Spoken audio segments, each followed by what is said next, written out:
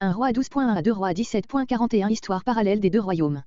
Le schisme qui s'accomplit sous le fils de Salomon dura 2 siècles et demi, 975 à 722 avant Jésus-Christ. Pendant ce temps, 12 rois, tous de la famille de David, selon la promesse de l'Éternel, régnèrent sur Juda, tandis que 19 rois, de 9 dynasties différentes, séparés 2 fois par des périodes d'anarchie, se succédèrent dans le royaume des 10 tribus. Le malheur de ce peuple fut qu'au schisme politique voulu de Dieu vint s'ajouter le schisme religieux, par l'idolâtrie qu'eut introduisit dès le commencement Jéroboam et qui prit depuis le temps d'Achabé un caractère plus impie encore. Une ligne passant à la hauteur de Bethel marquait la limite des deux royaumes, qui fut d'ailleurs souvent modifiée, les deux États, étant à peu près d'égale puissance, consumèrent fréquemment leurs forces dans des luttes fratricides.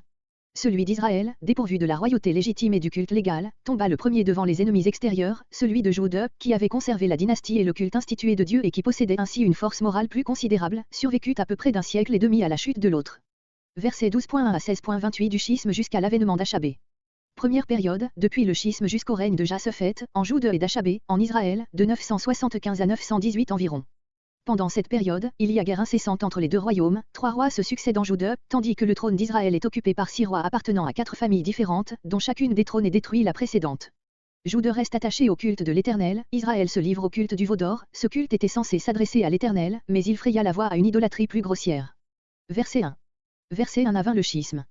Cet événement d'une gravité exceptionnelle ne s'explique pas seulement par la réponse hautaine de Roboam aux réclamations du peuple. Cette réponse en fut l'occasion et le prétexte, mais dès longtemps régnait entre Juda et Éphraïm, la plus puissante des tribus du Nord, une rivalité profonde qui avait éclaté plus d'une fois, Juge 8.1, Juge 12.1 et suivant, 2 Samuel 2.9, 2 Samuel 19.42 et suivant, et qui s'était récemment accrue. La suprématie de Juda s'était accentuée par l'élévation de Jérusalem au rang de capitale et par la construction du temple et avait soulevé davantage la jalousie d'Éphraïm. Sans doute, la scission est présentée comme un dessein de Dieu, 1 roi 11.11, 1 roi 11.31, 1 roi 12.15, 1 roi 12.24, comme telle, elle devait servir à humilier Israël, qui s'était énorgueilli sous le règne glorieux de Salomon, 1 roi 11.39. Mais, dans l'intention divine, le schisme devait rester de nature purement politique, la rupture religieuse, introduite par Jéroboam, lui donna un caractère absolument condamnable. Roboam se rendit à Sichin. Sur Sichin, situé dans le territoire d'Éphraïm, entre les monts Ébal et Garizim, comparez Josué 24.1. Il y avait déjà dans le choix de cette ville un symptôme grave de révolte dont Roboam aurait dû tenir compte. Tout Israël était venu, tout le peuple des 10 tribus, représenté par ses principaux chefs. L'opposition des deux dénominations, Juda et Israël, se trouve déjà Josué 11.21, 1 Samuel 11.8, note. Pour le faire roi. Le droit de reconnaître et d'installer dans sa charge le roi choisi par l'Éternel appartenait au peuple et celui-ci l'avait exercé à l'égard des 3 rois précédents, 1 Samuel 11.15, 2 Samuel 2.4, 2 Samuel 5.3. Verset 2. Reçut la nouvelle, non celle de l'assemblée de Sichin, ce qui forcerait d'assigner à cette assemblée une bien longue durée, mais celle de la mort de Salomon, comparée 2 Chroniques 10.2. L'ancien conspirateur ne fut pas plus tôt au fait de l'état des choses, qu'il rentra dans son pays et se rendit à Séréda, 1 roi 11.26, bourg probablement rapproché de Sichin, où les Israélites le firent chercher. On le chargea de prendre la direction des négociations avec Roboam. Verset 4. Ton père nous a chargés d'un joug pesant. Le joug placé sur la tête des buffles et des vaches est ici le symbole des travaux de corvée et en général des charges imposées par Salomon à son peuple. D'autre part, le peuple paraît oublier la prospérité inouïe et la paix ininterrompue dont il avait joui sous Salomon. Verset 6. Les vieillards, les anciens ministres de Salomon, 1 roi 4.2-6, ils avaient accompagné le roi à Sichin. Verset 7. En suivant ce conseil, Roboam n'aurait probablement pas empêché la scission, mais il aurait ôté aux tribus mécontentes le prétexte de leur révolte et ce ne serait pas lui qui en aurait eu la responsabilité. Verset 8. Les jeunes gens qui avaient grandi avec lui, les nouveaux conseillers dont le roi s'était entouré et qui avaient été les compagnons de sa jeunesse. Roboam, bien qu'âgé de 41 ans, était encore considéré comme un jeune homme, 2 Chroniques 13.7. Verset 10. Plus gros que le corps de mon père, locution populaire, ma puissance est, comparativement à celle de mon père, ce que le milieu du corps est au petit doigt. Si mon père a pu vous réduire à l'obéissance, combien ne le puis-je pas davantage? Verset 11. Application de la sentence précédente, au lieu du simple fouet, dont on se servait pour punir les esclaves, moi je me servirai du fouet armé de pointe, instrument de supplice destiné aux criminels, Deutéronome 25.3. Ce fouet était aussi appelé scorpion par les Romains, parce que les lanières étaient pourvues de pointes recourbées, analogue au dard du scorpion. Verset 15. C'était une dispensation de l'Éternel. Cet aveuglement de Roboam, analogue à celui de Pharaon, Exode 4.21, fut le moyen par lequel s'accomplit la menace faite à Salomon, 1 roi 11.12. Verset 16. Ce cri séditieux avait déjà servi de mot de ralliement aux Éphraïmites, lors de la révolte de Séba, 2 Samuel 20.1. Quelle part avons-nous avec David?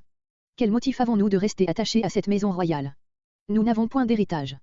Nous n'avons pas avec le fils d'Isaïe le lien d'une descendance commune. Pourvois à ta maison, occupe-toi désormais des gens de ta tribu. La véritable cause du schisme, l'antipathie du peuple du Nord pour la maison de David et la tribu de Juda, perce à chaque mot de ce cri des tribus. Verset 17. fils d'Israël, il s'agit ici des membres des 10 tribus établies sur le territoire de Jude, voir 1 Roi 11.32 et 2 Chroniques 15.2. Verset 18.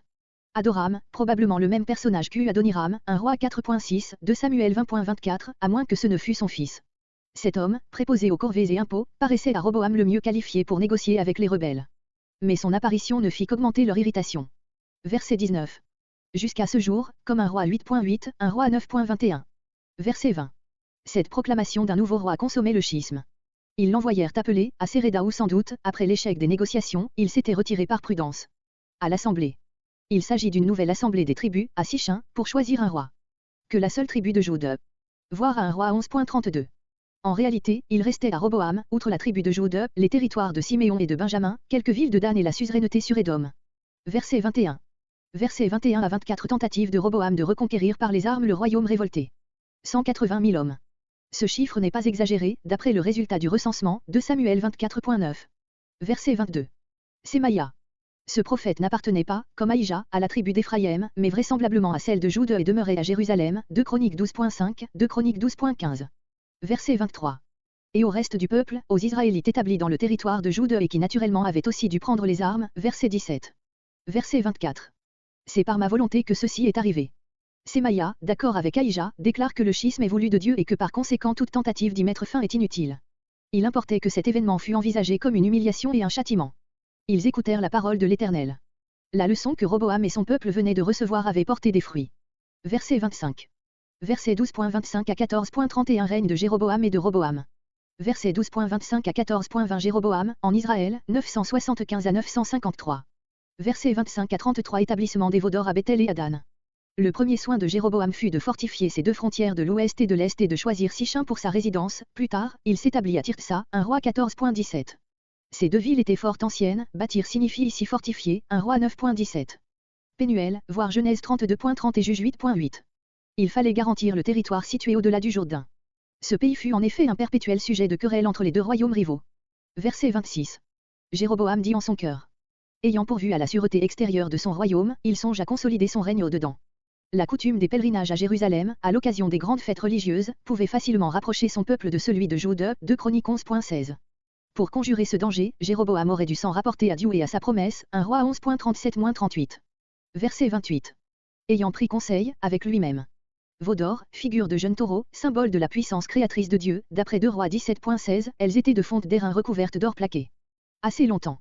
Le roi dissimule les véritables motifs de son action sous une apparente sollicitude pour le bien de son peuple. Voici ton Dieu, comparé Exode 32.4, Exode 32.8. En parlant ainsi, Jéroboam voulait sans doute ôter à ces nouvelles institutions religieuses le caractère d'une innovation. Ton Dieu, non, tes dieux. C'était l'Éternel que les veaux d'or devaient représenter. Jéroboam maintenait l'unité de Dieu et respectait le premier commandement de la loi, mais il transgressait le second, en introduisant l'adoration de l'Éternel sous des images, Exode 20.4. Verset 29. À Bethel, à la frontière sud, comme Dan à la frontière nord, afin d'épargner au peuple un trop grand déplacement. Verset 30. Une cause de péché, une pierre d'achoppement qui persista pendant des siècles, aussi Jéroboam devint-il le type du roi apostat, comme David le type du roi fidèle, 1 Roi 15.26, 1 Roi 15.30, 1 Roi 16.2, 1 Roi 22.53, etc. Verset 31. Des maisons de haut lieu, voire 1 Roi 3.2. Ces maisons abritaient les veaux d'or, comme le temple abritait l'arche. Et il établit sacrificateurs. Cette innovation, non moins grave que les précédentes, enlevait aux sacrificateurs, descendants de Lévi, les fonctions du culte que leur avait conféré Moïse, Nombre 16.1-50. Elle fut motivée par le refus de ceux-ci de prêter leur concours aux cérémonies du nouveau culte et eut pour conséquence leur émigration dans le royaume de Jude, 2 Chroniques 11.13. Verset 32. Et Jéroboam institua une fête. C'était la fête qui correspondait à celle des Tabernacles, voire 1 Roi 8.2. Il la maintint au 15e jour du mois, mais il la transporta du 7e au 8e mois. Tout en conservant les apparences extérieures de la légalité, il la violait, de manière à rendre la séparation des deux peuples aussi complète que possible. Peut-être profita-t-il dans ce but du fait que les récoltes se terminaient un peu plus tard dans les tribus du nord que dans celles de Jude. Il offrit des sacrifices sur l'autel, tels que ceux qui étaient prescrits pour la fête des Tabernacles, Nombre 29.12-13. Il fit ainsi à Bethel. Il installa à Bethel les sacrificateurs des hauts lieux, aussi bien ceux qui devaient fonctionner à Dan que ceux destinés à Bethel. Verset 33. Jéroboam était monté sur les degrés de l'autel.